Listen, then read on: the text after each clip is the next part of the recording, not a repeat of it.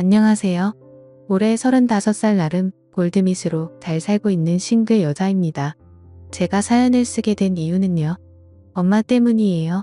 저의 엄마 인생을 보면서 저는 결혼 따위는 개나 줘버리라고 비혼을 선언했는데 제가 아는 것 비상으로 엄청난 일들이 많았다는 것과 최근 일어난 아버지의 악장짓에 분노하는 마음을 어떻게 감당할 수가 없어서 이렇게 글을 쓰게 됐습니다. 저희 엄마는 저를 20대 낳으셨어요. 그러니 지금 나이가 55살밖에 안 된 거죠. 저랑 같이 다니면 큰언니냐 이모냐 모를 정도로 동안의 예쁜 미모를 자랑한답니다. 어릴 때는 그게 너무너무 싫었어요. 저는 아빠 닮아서 못생기고 뚱뚱하고 피부도 더럽고 그런데 엄마는 피부도 좋고 하얗고 예쁘고 젊고 안 그래도 젊은데 심지어 동안이고 아빠랑 같이 다니면 딸들이냐고 물어볼 정도였으니까요. 아빠는 엄마와 띠동갑이었습니다. 어릴 때 친구들이 얘기하잖아요. 너네 아빠는 몇 살이냐 엄마랑 살 차이 나냐 정말 피하고 싶은 순간이었어요. 아빠 나이가 많은 것도 엄마가 어린 것도 심지어 둘이 띠동갑이라는 것까지 어린 나이에 참 쉽지 않더라고요. 그래도 두 사람 사랑해서 결혼했을 거라고 생각했어요. 아빠랑 엄마는 같은 동네에 살던 사이였는데 엄마한테 한눈에 반한 아빠가 죽자 사자 따라다녔다네요. 그래서 고등학교 졸업하자마자 낚아챘다고 어릴 때는 그런가 보다 했는데 제 생일이 10월 달이거든요. 20살 되자마자 저를 임신한 건데 그 전부터 사랑하셨나 보다 하고 깊게 생각 안 해봤었어요. 근데 제가 나이를 먹어가고 사춘기 시절부터 조금씩 이상하다 싶은 생각이 들었어요. 제가 중고등학교 때 12살 차이 나는 사람들은 거의 30이 다 된 나이인데 그 당시엔 완전 아저씨로 보이는 사람들인데 이게 사랑이 가능하다고 싶었던 거예요.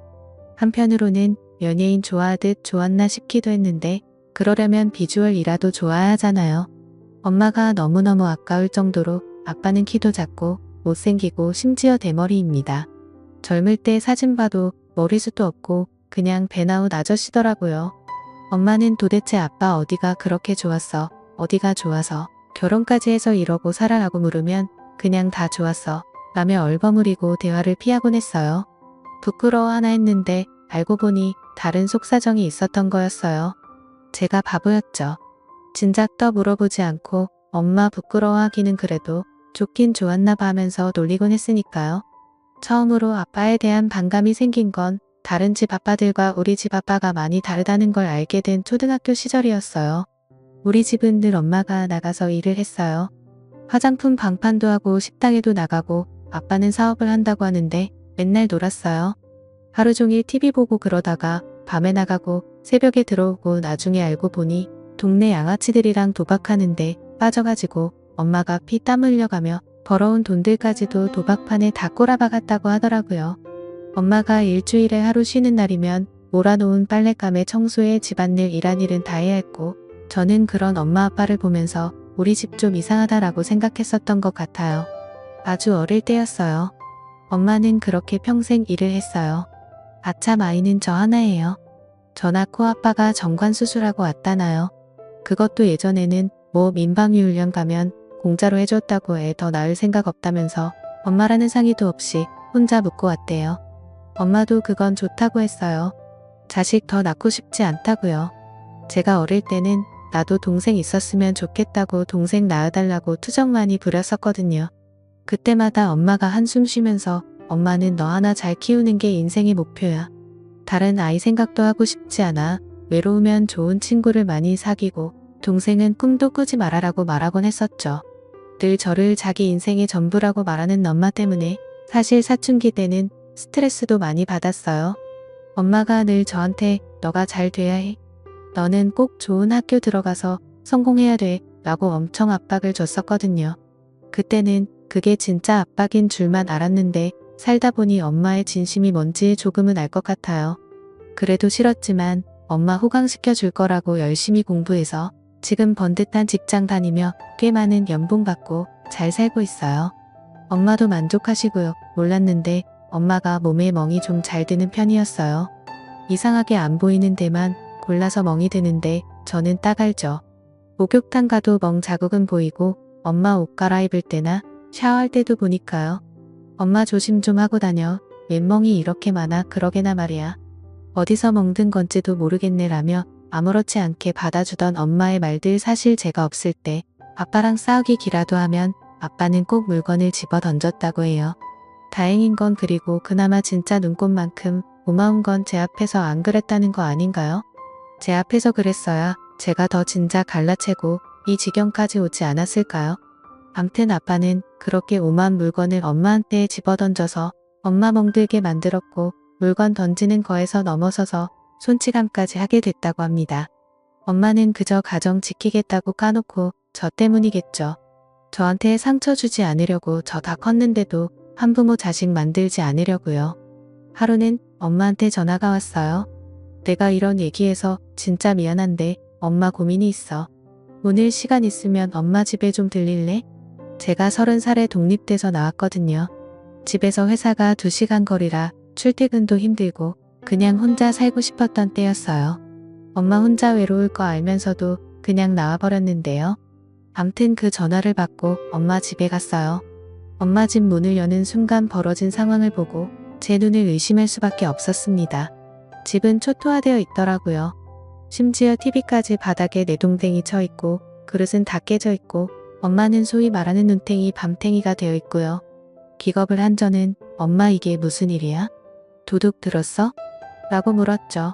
엄마는 너무도 태연한 듯 웃으면서 저한테 말하기 시작했어요. 더 어릴 때부터 늘상 있던 일이야. 근데 나도 이젠 질려서 못 참겠다.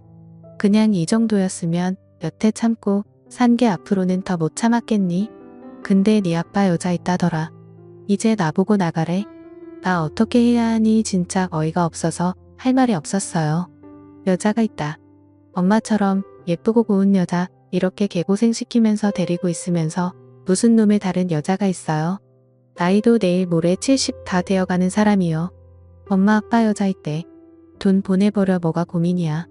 억울해서 나 너무 억울해. 나 사실 아빠 사랑해서 한 결혼이 아니었어. 엄마는 전혀 동의 없이 저한테 다 털어놓기 시작했어요. 아빠는 엄마네 집지하 단칸방에 새들어 살던 총각이었는데 엄마가 20살이 막 되었을 때였답니다.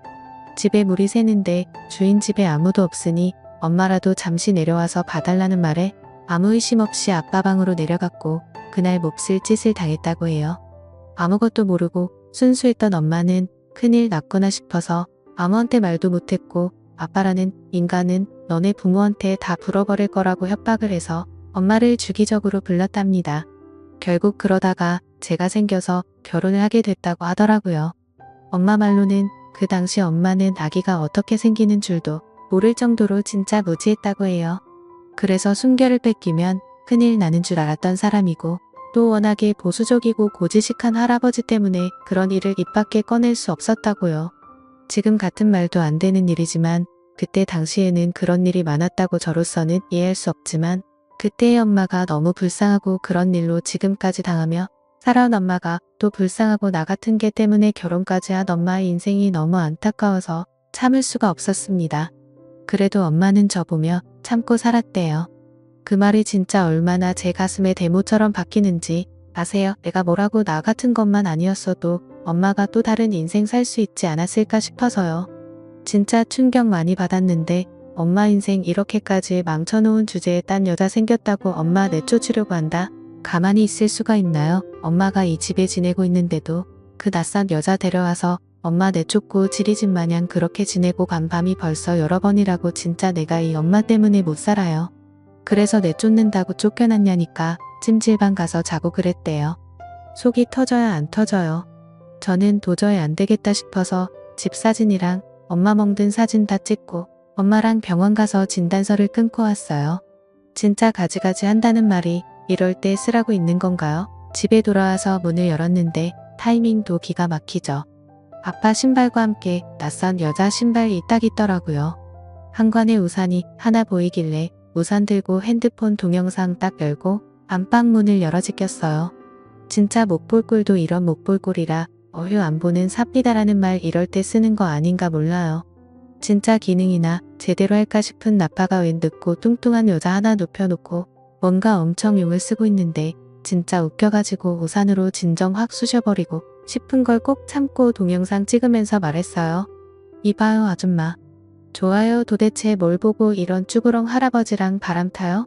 돈도 없는 개털인데 도대체 뭐가 좋아서 이 짓을 할까? 제 소리에 그제서야 제가 들어온 걸 알았는지 두 사람은 이불 속으로 후다닥 들어가더라고요. 저는 우산으로 있는 대로 두 사람을 두들겨 뱉고 엄마는 옆에서 울면서 지켜보고 있었어요. 엄마 뭐해? 엄마도 때려. 왜 엄마만 평생 맞고 살아? 뒷일은 내가 감당할 테니까 패버려. 아주. 저는 두 사람이 덮고 있던 이불을 걷어치워버리고 엄마한테 우산을 쥐어줬어요. 엄마는 한참 고민하더니 갑자기 눈빛이 바뀌면서 그동안에 한풀이를 하듯 할 줄도 모르는 욕을 해가며 두 사람을 내리쳤습니다. 속이 다 후련했어요. 맞은 게 억울하면 맞고 소월하고 우리는 진단서 다 펴놨고 바로 경찰서 가서 고소하겠다고요. 엄마가 힘이 빠지고 사람도 넙다운 이 되었길래 제가 얘기했어요. 지금까지 아빠 당신은 도박이나 하고 경마장이나 다니고 동네 양아치들이랑 술이나 처마시러 다녔지. 이 집 없고 지금까지 나 키우고 먹이고 살린 건 엄마니까 나갈 거면 당신이 나가. 그리고 니들 돈 많이 준비해. 내가 겁나 비싼 변호사 선임해서 니들 진짜 개털 만들어줄 거야. 아빠라는 사람이 쓰던 물건은 싹 정리해서 쓰레기 봉투에 넣어서 버려버렸어요.